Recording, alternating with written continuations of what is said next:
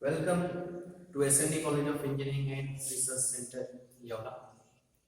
Today we will study the subject Engineering Mechanics and its fundamentals. Engineering Mechanics is the branch of applied physics which deals with the study of the objects at rest or in motion under the application of forces. In this subject, we have to study the objects under two various conditions. The first condition is at rest and second condition is in motion. Either object will be at rest or object will be in motion.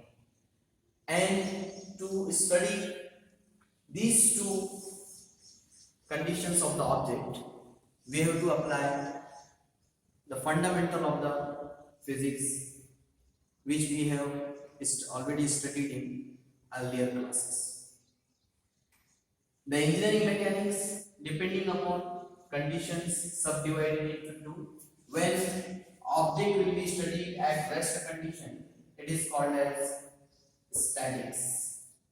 The definition of the statics is it is the branch of engineering mechanics which deals with the study of objects at rest under the application of forces. Means in statics, forces are acting on the object, but there is no movement. The displacement is not taking place. We have to analyze the effect of that force with fundamental of the physics.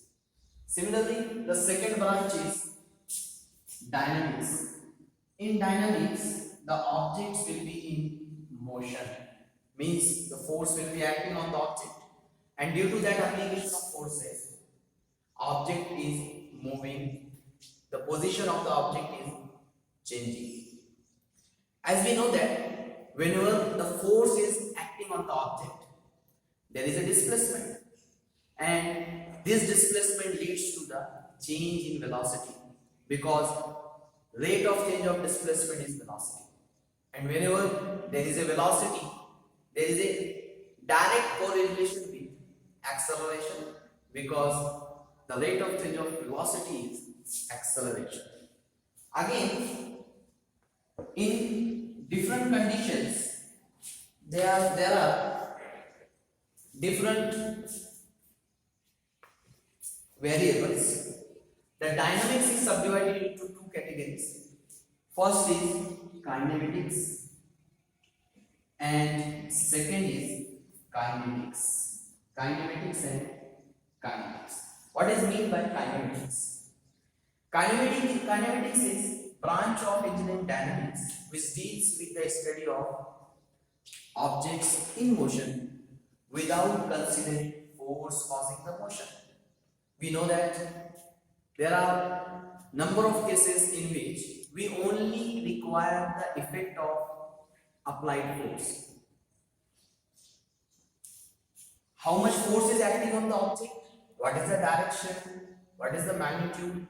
All these details of the force is not required. We only concern with the effect of that force. Means we are not considering the force acting on the object. But analysis is done of moving objects.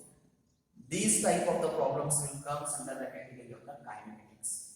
It is a branch of engineering dynamics which deals with the study of the objects in motion without considering force causing the motion. Similarly, there is another sub branch, kinetics. The kinetics is defined as it is the branch of engineering dynamics which deals with the study of objects in motion considering force causing the motion. Means in kinetics, we will study displacement, velocity, acceleration, jerk, retardation, all the variable of the motions, along with the force acting on the object. Means the basic difference in these two branches are, in both we will analyze the effect of force, but in one we will consider the force causing the motion, that is called as the kinetics, and in one branch we will not consider force causing the motion. That comes under the category of kinematics. The basics of engineering mechanics are to analyze kinematics, kinetics, statics. We require fundamental laws of the physics, and the fundamental laws of the physics are we are studying from secondary school, but we know the definitions, but how to apply in practical situation on the object we will study in engineering mechanics. Already you know that what are the fundamentals of the physics, but the very important points we will brief in a very short time, that is Newton's laws of motion. We know that there are three laws: Newton's first law, Newton's second law, and Newton's third law. The definition of the Newton's first law is every object continues its state of rest or uniform motion until and unless it is affected by some external force. Means the position of the object and uniform motion of the object will not change until and unless it is get disturbed by some external agency. In other words, the Newton's first law can be described as the algebraic sum of the forces acting on the object is zero, because until and unless there will be unbalanced force, then the moment will take place. If unbalanced force is not acting, the motion of the object or stationary condition of the object will not change. This Newton's first law we will use in unit number 1 and 2 of engineering mechanics. Then along with that Newton's first law, Newton's second law is also very important. We already know that whenever Newton's second law has been asked, we are saying F equal to ma, means force equal to mass into acceleration. Force is the product of mass and acceleration, but actually this F equal to ma is mathematical representation of Newton's second law. Newton's second law states that the algebraic sum of the forces acting on the object is equal to rate of change of momentum. Means whether one force, 2, 3 or number of forces are acting on the object, the algebraic sum or the resultant of that force system is equal to rate of change of momentum, and the momentum is the product of mass and velocity. So F equal to d by dt of mv. According to law of conservation of mass, we know that the mass is constant, so we keep it aside, m d by dt of v, and we know that this dd by dt is rate of change of velocity, which is acceleration. Therefore, the equation will become F equal to m. This Newton's second law mathematical expression is very important. Along with that Newton's first law, we will use this expression and the concept of the Newton's second law in unit number 2, 3, 4, and in some points we will also use in unit number 5 and 6. The Newton's third law, which is very important for engineering mechanics. In all the units of the engineering mechanics, in different kinds of the problem, we will use Newton's third law, which is very famous. All of us is well known to Newton's third law. That is, every action has equal and opposite reaction. Action and reaction is the part of the life. Actually, in nature, without reaction, work cannot be take place. Whenever there is a action, the reaction is compulsory, and that reaction will be in opposite direction of action. These three laws we will use in engineering mechanics, and the very important quantity of the physics, which is force. Force is fundamental quantity on which all these laws are working. And in all unit of the engineering mechanics, we will see the forces and its effect. What is meant by force? The force is the external agency which impeding the object to change its position. The unit of the force is Newton. Newton is the unit of the force, and 1 Newton, actually what is meant by 1 Newton? The 1 Newton force, the force when acting at 1 kilogram of the object and producing the unit displacement, then the applied force will be considered as a 1 Newton. Means the object has the mass of 1 kilogram, force is acting, and due to the application of the force, the displacement in the object is 1 meter, then the applied force will be considered as 1 Newton. In engineering mechanics, when we will move from unit number 1 to 2, the complications and the difficulty will increase. Means in first unit, we will only deal with the collinear forces. What is meant by collinear force? Whenever the forces are acting along the same line, then the force is called as a collinear forces. And whenever on the object number of forces are acting, means more than one forces, then that number of forces comprises a force system. When single force is acting, we are saying force. But when number of forces, these number may be unlimited, 2, 3, 4 or n number of the forces, then that all forces are comprised as a force system. There are different kinds of the force system. The first and very important thing is we should know what are the different type of the force system. The first force system is coplanar force system. Coplanar force system. Coplanar force system, then non-coplanar force systems, then concurrent force, non-concurrent force,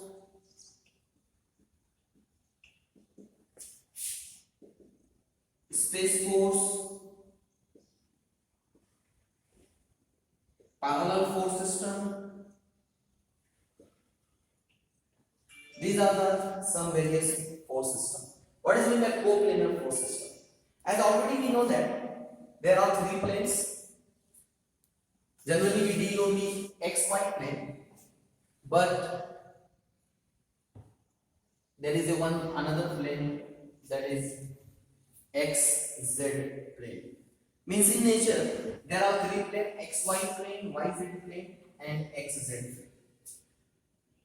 Whenever all the forces are acting on the object lying in same plane, then the force system is called as a coplanar force system.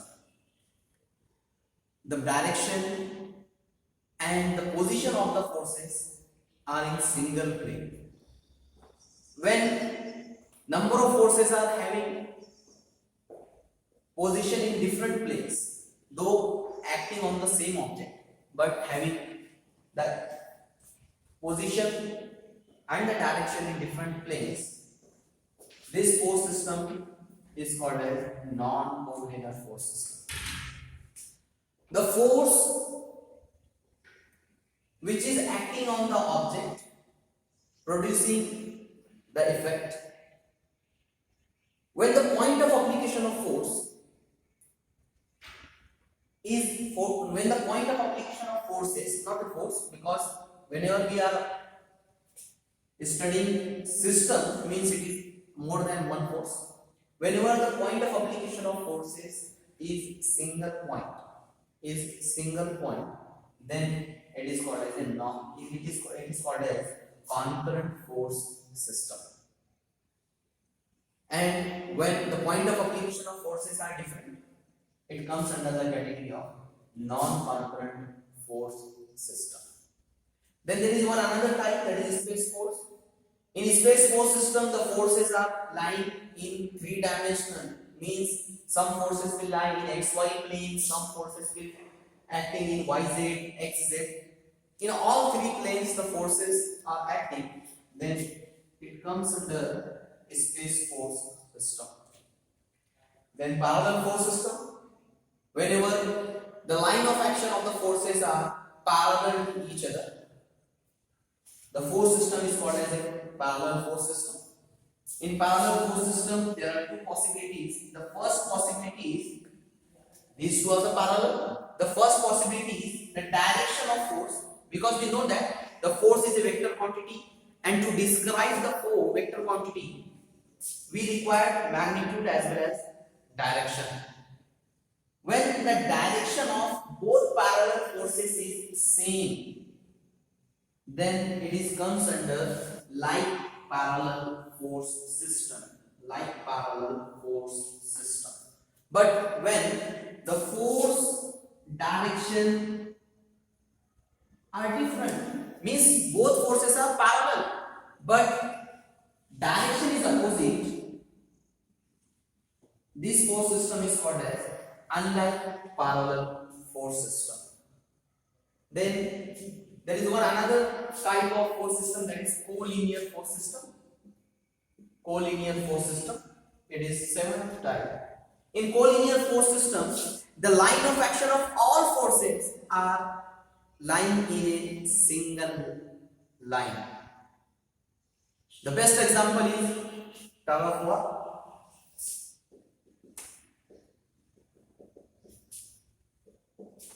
Both the teams are applying the force along the rope. Though the point of application is different. This person is applying at this position, then at this, all four forces, point of application is different, but line of action is same. The direction is not important in collinear forces. Only means whether it is rightward or leftward, no issue. Only the line of action should be in a single line. And the line of action has a very important role. What is in the line of action? A line of action of force is an imaginary line which can be extended infinitely. Means if force is acting at this position, then this dotted line is a line of action. We can extend infinitely in forward direction as well as in backward direction. To analyze this all force system, this line of action is very important. Very important. Along with these fundamentals of the physics, laws of the physics and the force system, there is one law which is called as a law of transmissibility of force. Law of transmissibility of force states that a force can be shown anywhere along the line of action. The effect of the force does not change. Means, for example, a force F1 is acting at point A. The line, I will extend the line of action. Line of action is an imaginary line which can be extended infinitely. It is an imaginary line. Law of transmissibility of states that this force F1 can be shown anywhere along the line of action. Effect does not change. The best example is we often go in the mall or in the offices. Then on the glass door, pull or push is written. One side if there is a pull, then another side is a push. The effect is same. Either means if it is a glass door, it is a push, and at the same time, same force if we apply along the line of action, it is a pull. Means nature is changing, but in both the cases the effect does not change. The law of transmissibility of force can be proved with the help of the principle of the superposition. Very simple. We will see the principle of the superposition in this figure. Assume that this point is B, and I will add and subtract two forces of same magnitude but opposite in direction at point B. The total overall force system is not changing because force F1 acting at B is cancelled by force F1 of opposite direction. It is same as if A equal to B, then 2 plus A is also equal to B plus C. If both the signs will add and subtract, there is a no change. Now listen here. Hide this third force and see these two forces. These two forces, though point of application is different, this force F1 is acting at A, this force is acting at B, but having the same magnitude, acting in along a same line, is collinear forces. Both are cancelling each other. Both are cancelling each other. That's why in third figure the effect force F1 will be shown at point B. You can see that the force F1 which is acting at point A is not transferred at B without changing the system of the forces and the effect of the force system. The law of transmissibility of force is used in unit number 2, unit number in 1 also we will see some application in unit number 2, unit number 3, and in last unit also we will use law of transmissibility of force. The very important thing is that along the line of action we can slide the force without changing the magnitude and direction. Whenever there is a vector quantity, there are three types of the vector quantities. The one is the fixed vector. Fixed vector means if we change the location of point of application of quantity, then the effect will change. Means it is a fixed. Moment is a fixed vector. There is one another type, sliding vector. In sliding vector, the quantity or the vector quantity can be slide along a line. Like force is a sliding vector, means same. This force F1 is acting at A is not change the position at B with same magnitude and direction, and effect is not changing. Means in this case, this force F can be slide along the imaginary line, that is line of action. So some quantities are comes under the sliding vector. There is another third type of the vector is free vector. Free vector. Free vector are the vectors if we change the position of the vector, the effect doesn't change. Means either we can show it as at point A or at point B or at some other point. The effect of that vector will not change. The best example of free vector is couple. These are the three kinds of vector: fixed vector, sliding vector, and the free vector. Depending upon the type of the vector, we can simplify the numericals in practical applications. Because in practical applications, in some cases, you will see the force system is composed of linear forces, moment, and the couple. So for analysis, if it is a free vector couple is acting, then we can change its position because its effect and the results on the object is not changing. So today's we will summarize the important point of the today's lecture. We have to remember the definitions of engineering mechanics, statics, dynamics, then kinematics and kinetics. We have to remember types of the force system, types of the vector, force, free vector, fixed vector, sliding vector, and different types of the force system. Now from second lecture we will see the application of this concept which we have studied today. Thank you.